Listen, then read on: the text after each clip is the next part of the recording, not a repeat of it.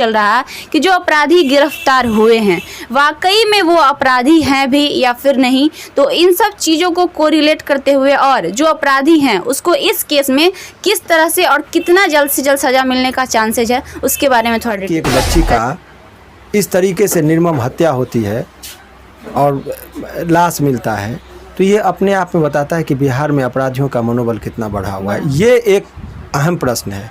अब अपराधियों का मनोबल जब बढ़ता है, देखा होगा निर्भया हत्याकांड में संसद तक लोग पहुंच गए थे, केंद्र सरकार हिल गई थी।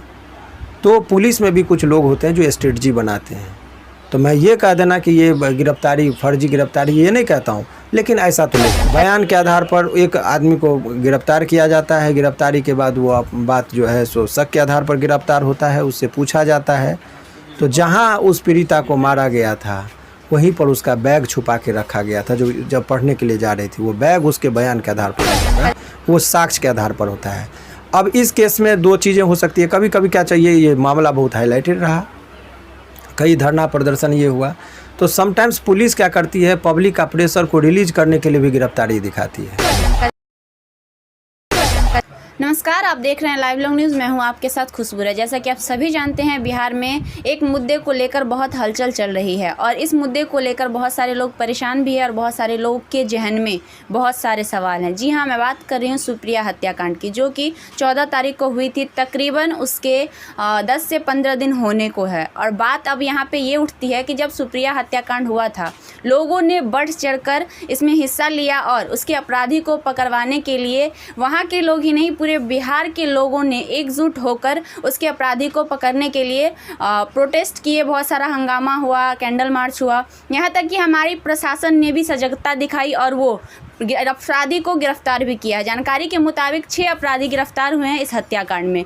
अब सवाल ये उठता है कि जो 6 अपराधी गिरफ्तार हुए हैं क्या वाकई में वो अपराधी हैं भी या नहीं, क्योंकि कई बार ऐसा देखा गया है हमारे यहाँ, हमारे बिहार में खासकर, कि बहुत सारे ऐसे केसेज होते हैं जिसमें बेगुनाह को भी गिरफ्तार कर लिया जाता है। तो इसलिए आज का हमारा खास मुद्दा है अपराधी बचे नहीं और बेगुनाह फंसे नहीं, क्योंकि हर बार होता है बहुत सारे बेगुनाह भी किसी भी क्राइम को ना करने के बावजूद भी शक के दायरे पे अरेस्ट कर लिए जाते हैं और सज़ा उन्हें भी काटनी पड़ती है। इस मुद्दे को लेकर हम हाईकोर्ट पहुँच चुके हैं और हाईकोर्ट के जाने माने अधिवक्ता शिवनंदन भारती जी हमारे साथ मौजूद है। आइए हम उनसे आज बातचीत करेंगे इस केस को लेकर और साथ ही जानेंगे कि ऐसे केस के सिचुएशंस में अपराधी को कितना जल्द से जल्द सज़ा मिलती है, क्योंकि जैसा कि आप सभी जानते हैं हमारे कानून के हिसाब से बहुत सारी ऐसी घटनाएं पहले भी घट चुकी है जिसमें बहुत सारी घटनाएं हाईलाइटेड भी हुई थी। जैसे कि निर्भया हत्याकांड के बारे में आप सभी जानते हैं, उसके अपराधी को तकरीबन 8 साल लग गए थे सज़ा मिलने में। क्या उसी के तरह सुप्रिया हत्याकांड के अपराधी को भी इतना लंबा समय लग जाएगा सज़ा मिलने में, या फिर क्या कुछ हो सकता है इस केसेज में और ऐसे सिचुएशंस में क्या क्या होने के चांसेज होते हैं, पूरी बातों की जानकारी हम उनसे लेंगे और जानेंगे। नमस्कार सर। नमस्कार। जैसा कि आप भी जान रहे हैं हमारे बिहार में वैशाली में जो अभी हुआ है, जो सुप्रिया हत्याकांड को लेकर बहुत सारे लोगों के दिमाग में बहुत सारा सवाल चल रहा है। हालांकि अपराधी गिरफ्तार हो चुके हैं प्रशासन के द्वारा, लेकिन अभी एक सवाल और है जो हमारे जहन में भी बहुत दिनों से चल रहा है कि जो अपराधी गिरफ्तार हुए हैं वाकई में वो अपराधी हैं भी या फिर नहीं। तो इन सब चीज़ों को कोरिलेट करते हुए और जो अपराधी हैं उसको इस केस में किस तरह से और कितना जल्द से जल्द सज़ा मिलने का चांसेज है उसके बारे में थोड़ा डिटेल्स में सर बताइए। देखिए, सर्वप्रथम सभी लोगों को एक चीज़ जहन में रखना चाहिए कि कानून जो है ना सिंपैथी से नहीं चलती है, सेंटिमेंट से नहीं चलती, वो अपना एक उसका जो विहित प्रक्रिया है उसी के तहत चलती है। एक और हर एक आदमी की जान की उतनी ही कीमत है जितने की एक प्रधानमंत्री की जान की कीमत है, उतनी एक आम आदमी की जान का, उसके लिए भी 302 ही है। कोई अलग से कोई चीज़ नहीं कि बड़ा आदमी को मारा या ये किया। तो एक तो चीज़ ये समझिए। दूसरी बात, जहाँ तक इस हत्याकांड की जो बात आप बता रही हैं, तो इसमें इसकी केस की परिस्थिति कुछ अलग है। और अलग ये है कि इस केस में पहले पुलिस की, देखिए आप, भले ही पुलिस ने अरेस्ट किया है, आप लोग को लगता है कि ये है, लेकिन एक दो चीज़ जो है सो आपको दिमाग में मैं दे दूं कि इस केस का जो मैं स्थल वेरिफिकेशन भी किया था, मैं गया था वहाँ, और वहाँ से भी बहुत सारे लोगों से जो हमारी बात हुई, पीड़िता के पिताजी से भी जिस हिसाब से हमारी बात हुई, तो उनके पिताजी का भी स्पष्ट कहना है कि दोषी बचे नहीं और निर्दोष फंसे नहीं। ये उन्होंने कई बार हम लोगों को कहा, क्योंकि जब किसी भी व्यक्ति के साथ जब कोई घटनाएं होती है तो उस दर्द को वही महसूस कर सकता है। हम और आप केवल डिबेट कर सकते हैं, लेकिन जो एक पिता होने के नाते उनके ऊपर जो गुजर रही होगी वो उस चीज़ को महसूस वही कर रहे होंगे। और वो इसमें कोई भी निर्विवाद बात है कि वो वहाँ के बहुत ही लोकप्रिय हैं, एक टीचिंग का भी काम करते हैं और एक प्रतिष्ठित व्यक्ति हैं। और प्रतिष्ठित होने के साथ साथ उनका एक उस समाज में एक क्या कहिएगा, एक अच्छा प्रतिष्ठित है और के साथ साथ एक समाज में जो कहिएगा कि एक संभ्रांत परिवार होता है, उस तरीके के लोग हैं। उस परिवार की एक बच्ची का इस तरीके से निर्मम हत्या होती है और लाश मिलता है, तो ये अपने आप में बताता है कि बिहार में अपराधियों का मनोबल कितना बढ़ा हुआ है। ये एक अहम प्रश्न है। अब अपराधियों का मनोबल जब बढ़ता है तो इसमें इसके लिए बहुत सारे कारक हैं जो जिम्मेदार होते हैं। सरकार, पुलिस और समाज, ये तीन तरीके से। अब समाज का मैंने इसलिए कहा कि समाज का भी अहम भूमिका होता है। इर्द गिर्द में जिस टाइम में क्रिमिनल बढ़ते हैं ना, तो समाज उस पर अंकुश लगाने में जो है असक्षम हो जाता है। तो ये तीनों पक्ष है। अब आइए सामाजिक पक्ष का, जहाँ तक इस केस में है कि पुलिस से आगे पहल इसमें समाज किया। लाश को भी ढूंढने का काम समाज किया, बाद में पुलिस आती। पुलिस नहीं ढूंढी, FIR जो है अज्ञात हुआ कि बच्ची लापता है, नहीं मिली। 2 दिन बाद उस व्यक्ति का जो लाश उस बच्ची का मिलता है, वो आम पब्लिक के द्वारा ढूंढा हुआ लाश था। बाद में पुलिस आती है, लेके जाती है। गिरफ्तारी की जो बात होती है वो पुलिस गिरफ्तार नहीं किया, वो पब्लिक के द्वारा गिरफ्तार की गई और उनको सौंपा गया, जो वास्तविक ग्राउंड लेवल की बात है। सत्य क्या है, ऐसा कहा जाता है, ठीक है। फिर पुलिस आई। पुलिस की एक सजगता इसमें ये दिखी। आपने कहा कि निर्दोष, ठीक है, पुलिस के सामने दिया गया बयान का कोई महत्व नहीं, ये कानूनी पक्ष है, इंडियन एविडेंस एक्ट कहता है। लेकिन उसके बयान पर यदि कोई चीज़ रिकवरी हो जाता है तो ये अपने आप में एक बहुत महत्वपूर्ण है, जो सेक्शन 27 इंडियन एविडेंस एक्ट में बात की गई है। उस जो व्यक्ति गिरफ्तार हुआ है, आपका एक पक्ष लोगों का किसी भी चीज़ को 2 तरीके से देखा पहलू होता है। कुछ लोग कहते हैं कि ये दोषी है, कुछ लोगों का कहना है निर्दोष है। दोषी कानून कहता है कि यदि वो पुलिस के सामने दिया गया बयान का कोई महत्व नहीं है, परंतु यदि उसके बयान पर कोई चीज़ मिल गया तो उसकी सत्यता का इंडिकेशन होता है। इस केस में बयान के आधार पर एक आदमी को गिरफ्तार किया जाता है। गिरफ्तारी के बाद वो बात जो है सो शक के आधार पर गिरफ्तार होता है, उससे पूछा जाता है। तो जहाँ उस पीड़िता को मारा गया था वहीं पर उसका बैग छुपा के रखा गया था, जो जब पढ़ने के लिए जा रही थी। वो बैग उसके बयान के आधार पर मिला है। घटना को जब अंजाम दिया गया, उसका उस टाइम में उस एक आदमी उसमें देखा था, उस व्यक्ति का आई विटनेस इसमें है कि बच्चे को लेके जाते हुए देखा गया था उस दिशा में, लेकिन बारिश हो रही थी, वो भांप नहीं पाया, चूँकि वो डरावना जगह है, जंगल झाड़ ज़्यादा है वहाँ, तो वो हिम्मत नहीं किया कुछ बोलने का। खैर उसी सुराग के आधार पर नाम आया। तो रिकवरी यदि उस चीज़ का हो गया तो ये तो सफलता पुलिस को फ़िलहाल मिलती दिख रही है कि भाई रिकवरी आपने साइकिल को कर लिया, जिस साइकिल से पीड़िता जा रही थी, बैग उसका मिल गया, कपड़ा मिल गया।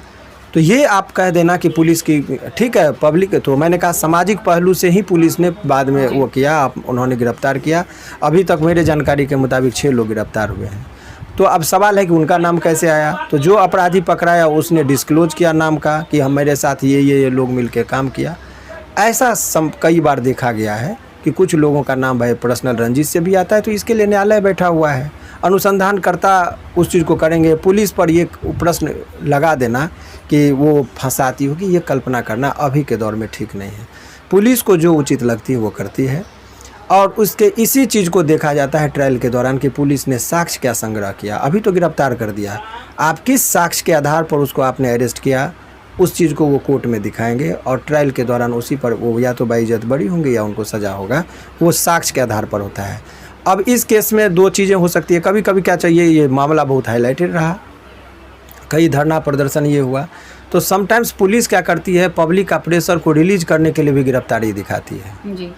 इस बात का संदेश वहाँ के सामाजिक तौर पर भी लोगों को रहा है कि ताकि लोगों का सेंटिमेंटल उबारने कोई बड़ा बवाल ना हो जाए। जैसे आपने देखा होगा निर्भया हत्याकांड में संसद तक लोग पहुँच गए थे, केंद्र सरकार हिल गई थी। तो पुलिस में भी कुछ लोग होते हैं जो स्ट्रेटजी बनाते हैं। तो मैं ये कह देना कि ये गिरफ्तारी फर्जी गिरफ्तारी ये नहीं कहता हूँ, लेकिन ऐसा तो लोग होता है, समाज ही है, सब कुछ होता है। लेकिन जब तक आपके पास कोई ठोस आधार नहीं हो तब तक ये प्रश्न चिन्ह लगाना कि इन्होंने निर्दोष लोगों को फंसाया है, ये कहना कदापि उचित नहीं है। हमारा सवाल ये है कि उस जो अपराधी गिरफ्तार हुए हैं वो वाकई सही वाले अपराधी हैं या फिर उसमें कुछ निर्दोष भी फंसे हुए हैं? देखिए, ये बात मैं कैसे कह सकता हूँ? इस बात को ना मैं कह सकता हूँ ना आप कह सकते हैं। ये तो पुलिस जानती है कि क्या किया है या वो अपराधी जानता है, जब तक कि उसके खिलाफ कोई सबूत नहीं मिल जाता है। और एक और हमारा अहम सवाल है कि अगर अपराधी गिरफ्तार हुए हैं तो ऐसे सिचुएशंस में, ऐसे केसेज में, यहाँ पे 2 केस है कि एक बोला जा रहा है रेप भी हुआ है और दूसरा कि उसकी हत्या भी हुई है, तो ऐसे सिचुएशंस में अपराधी को कितनी जल्द से जल्द सजा होनी चाहिए? सुनी सुनाई बातों पर कुछ नहीं चलता है, कोर्ट चलता है सबूत पर। क्या पोस्टमार्टम रिपोर्ट में उन्होंने लाया कि इसके साथ दुष्कर्म हुआ? नहीं, तो यहाँ पे बात है कि उसके लाश को पानी में फेंक दिया गया था। अगर पोस्टमार्टम रिपोर्ट भी दिखाती है तो पोस्टमार्टम मेडिकली ये कहता है कि अगर 12 घंटा शरीर पानी में फूल जाता है तो उसका जो रिजल्ट आता है वहाँ पे अनसेक्सुअल आता है। तो उसके बिहाफ पे हुआ कि नहीं हुआ, तो इसको तो पुलिस भी अभी साबित नहीं कर पाई है। हम बस ये जानना चाहते हैं कि आपसे कि अगर रेप का केस है, अगर है और प्लस में मारने का केस है, तो ऐसे सिचुएशंस में अपराधी को कितनी जल्द से जल्द सजा होनी चाहिए और क्या सजा होनी चाहिए? देखिए, ये गैंग रेप का मामला है, यदि आप कहेंगे तो, चूँकि 1 से अधिक लोगों के द्वारा किया गया है और उसकी हत्या भी कर दी गई है। तो 2013 के बाद जो है सो कानून और सख्त हुआ और इस आधार पर उसके लिए सज़ा का प्रावधान जो है वो फांसी है। और कितने दिन? अब रही बात कितने जल्दी का, तो स्पीड ट्रायल होता है, लेकिन ये जो न्यायिक प्रक्रिया है उस चीज़ से आप भी अवगत हैं, मैं भी अवगत हूँ कि जो वो अपने हिसाब से चलती है, क्योंकि उनको जल्दबाजी नहीं होती, उसको न्याय देना है, ठीक है, लेकिन उसमें बहुत सारी प्रक्रियाओं को फॉलो करना होता है। अब डिले जो होता है ना वो प्रशासनिक तौर पर भी होता है कि आपने चार्जशीट जमा टाइम पर नहीं किया तो डिले होगा, आपने पुलिस पेपर सबमिट नहीं किया तो डिले होगा, गवाह को आपने प्रोड्यूस नहीं किया तो डिले होगा। कोर्ट तो बैठी रहती है कि नहीं हमको न्याय देना है, कोई वकील भी बैठे होते हैं कि हमको बहस करना है, लेकिन बहस किस आधार पर? सबूत के आधार पर। तो जल्दबाजी में जो है सो सबूत इकट्ठा कितना वो मजबूती से करते हैं, वही आधार होता है किसी व्यक्ति को फांसी पर लटकाने के लिए या एक्विटल करवाने के लिए। अभी तो देखा, बहुत लोग नहीं समझते हैं, गिरफ्तार हो गया बोलते हैं कि हो गया सब कुछ, कैसा कुछ नहीं, गिरफ्तार कर दिया, सबूत कुछ नहीं देगा, 6 महीने के अंदर उसके बेल हो जाएगी। किस रूप में आपने गिरफ्तारी दिखाया है तत्काल? ये देखिए, लोकतंत्र है, लोगों को संतुष्ट करना पहला धर्म होता है, चाहे वो नेता हो या प्रशासन हो, ठीक है। तो आप पुलिस का अहम रोल ये, यदि शिद्दत से काम करेंगे तो सबूत लाएंगे, सुराग तो कुछ ना कुछ मिला है। और पुलिस अभी कहना कुछ भी कि वो गलत कर रही है, ये ऐसा अनुचित है। आप वेट कीजिए किसी भी चीज़ में, अभी 15 दिन हुआ है, 15 दिन में आपको लगता है हर चीज़ फिगर क्लियर आ जाएगा, क्योंकि पराया अपराध बहुत सेक्रेसी के साथ किया जाता है। वो तो पुलिस और सामाजिक, पुलिस को इतनी जल्दी सफलता इसमें मिलने वाली नहीं थी, वो समाज का बहुत इसमें रोल रहा है। हाँ, लेकिन पुलिस भी लापरवाही नहीं बरती है, जो भी चीज़ समाज ने दिया उस आधार पर भी जो है सो वो चीज़ जो है सो वहाँ पर होता रहा। तो बहरहाल आप ये एक चीज़ कह सकते हैं कि पीड़िता के जो पिताजी हैं और वहाँ के सामाजिक लोग हैं, उन लोगों का भी क्लियर कट एक ही उद्देश्य है कि अपराधी किसी भी कीमत पर न बचे, उनको फांसी की सजा हो, लेकिन निर्दोष आदमी फंसे नहीं। इनका उन्होंने भी कई बार एसपी साहब से भी जिक्र किया है और पुलिस प्रशासन भी अपने स्तर से ये चाह रही है कि निर्दोष ना फंसे। अभी तक जो हमको लगा है, बाकी क्या है सत्य क्या है सत्य, वो तो वहाँ का टेक्निकल जो चीज़ है वो लोग वही बताएंगे आपको। तेलंगाना में जो हुआ था, जो कांड हुआ था, उसमें इसके बिहाफ पे एक व्यक्ति को एनकाउंटर किया गया था, वहाँ पे भी केसेस इसी टाइप के थे। तो फिर वो वहाँ पे जब एनकाउंटर किए तो वो वहाँ पे किस बिहाफ पे किए और वो ये चीज़ें हमारे यहाँ पे क्यों नहीं? देखिए, ये जो इनकाउंटर वगैरह की बात आप देख रहे हैं ना, फिल्मी स्टाइल वाली बात, ये आपका प्रश्न जो है ना, यही व्यवस्था पर प्रश्न चिन्ह लगाता है। अभी आपने देखा कि दुबे जी की जो घटना हुई उत्तर प्रदेश में, उसके बाद लोगों को लगता है कि अपराधी को देखो तो इनकाउंटर कर दो। ये प्रश्न वो उस पर जुडिशियल इंक्वायरी चल रही थी, निर्णय भी दिया कि वो इनकाउंटर जो है ना, पुलिस को मारने की शक्ति नहीं है, वो गिरफ्तार करके कोर्ट को हवाले करेंगे, कोर्ट निर्णय करती कि इनको मारना है कि छोड़ना है, फांसी देना है कि क्या करना है। तो इनकाउंटर वगैरह वो जज्बाती वाला बात है, इस सब चीज़ पर हम लोग को बोलना उचित नहीं है कि क्या है इनकाउंटर कर दिया जाए। जब तक देखिए, जिस तरह से चाय बनाते हैं तो चाय छन्नी लगा के अलग करते हैं ना, तो ट्रायल यही चीज़ है, अपराधी को अलग करेंगे, निर्दोष को अलग करेंगे। तो ये एक प्रक्रिया है, ये छानने की प्रक्रिया कि आखिर कौन लोग निर्दोष हैं उनको अलग कर दो और जो अपराधी है उनको जेल के अंदर और सलाखों के अंदर रहने दो। तो ये प्रक्रिया है, इसीलिए वेट कीजिए। और ये कह देना कि देखिए हत्या हत्या होता है, चाहे लड़की का हो या लड़का का हो, बच्चा का हो या बूढ़े का हो, ये सब कोई मायने नहीं रखता है। कानून जो है अपने हिसाब से काम करती है। एक चीज़ मैं आपको एश्योर कर सकता हूँ कि इस केस में भी बहुत ही शिद्दत से लड़ने की ज़रूरत है।